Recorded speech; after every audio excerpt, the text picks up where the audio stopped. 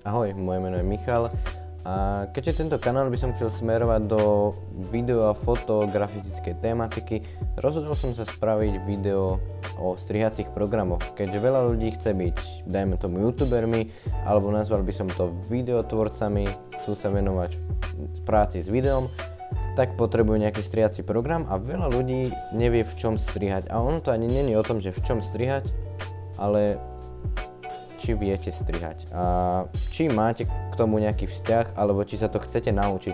Ak áno, postačí vám hociaký strihací program, strihový program. Ale dnes si ukážeme nejaké také 4, v dvoch som dokonca aj pracoval, aj pracujem a také 2, ktoré by som vám aj mohol odporučiť. Ja som sa videotvorbe začal venovať pred cca 3 rokmi a taktiež ako každý potreboval som nejaký strihací program, ale nevedel som, že kde začať ten strih. Dozvedel som sa o Sony Vegase 13, vtedy to bolo ešte Sony Vegas 13, dneska je to už Vegas 17. Program je síce platený, ale doživotnú licenciu zoženete za cca 400 €. Není to lacné pre nejakých začínajúcich tvorcov, ale ako hovorím, moje prvé pokusy boli v tomto programe a mne vyhovoval. Je tam veľa rôznych zaujímavých vecí, efekty, prechody, myslím, že tam viete aj farbiť, možno tam viete upravať nejako zvuk, nie som si istý, už v ňom dlho nerobím, ale v tomto programe som začínal, vyhovoval mi, ale 100 ľudí z toho chutí, takže odporúčam si pozrieť nejaké videotutoriály na YouTube a ak si budete mysleť, že ten program je pre vás, tak si ho potom môžete následne kúpiť za 400 €. Máte to doživotne, je tam doživotný nejaký ten support, updaty a tak ďalej. Z Sony Vegasu som prešiel na Adobe Premiere Pro, v ktorom striham aj toto video a myslím si, že tento program je jeden z najpopulárnejších strihových programov. Ponúka strašne veľa efektov, prechodov, color grading, fakt, akože ten program je bomba. Ponúka toho fakt veľa.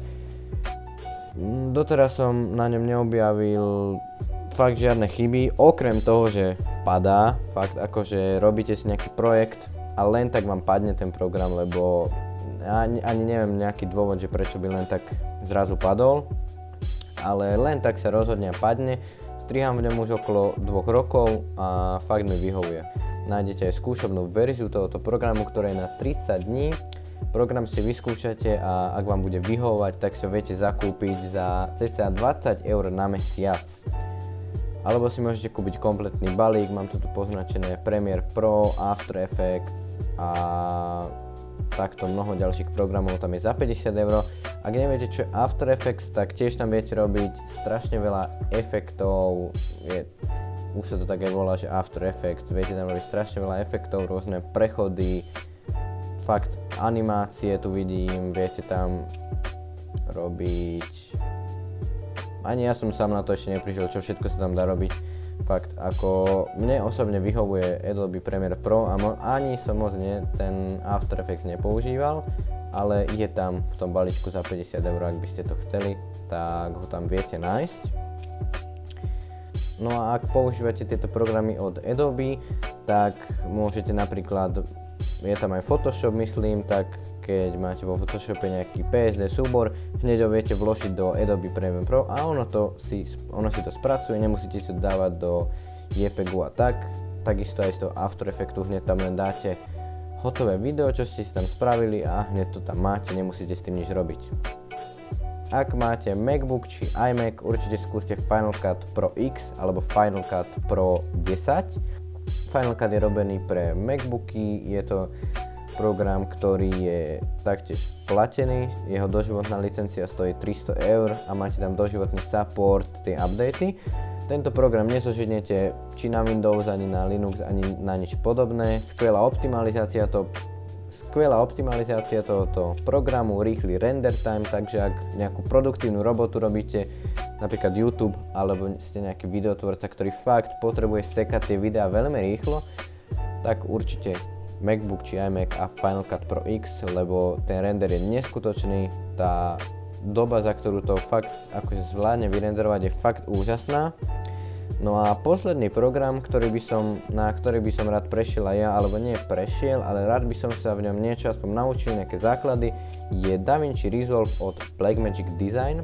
tento program je zdarma, čo je veľké plus.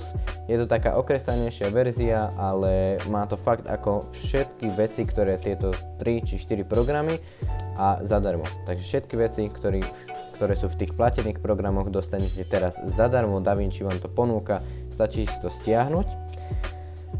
Ak náhodou premýšľate nad kúpou kamery Blackmagic, tak môžete dostať licenciu na ten platený program zadarmo s tou danou kamerou. Ak by ste chceli nejaký tutoriál na DaVinci Resolve, ako si ho stiahnuť, nainštalovať, kľudne mi napíšte do popisu. Rád spravím aj takýto nejaký tutoriál.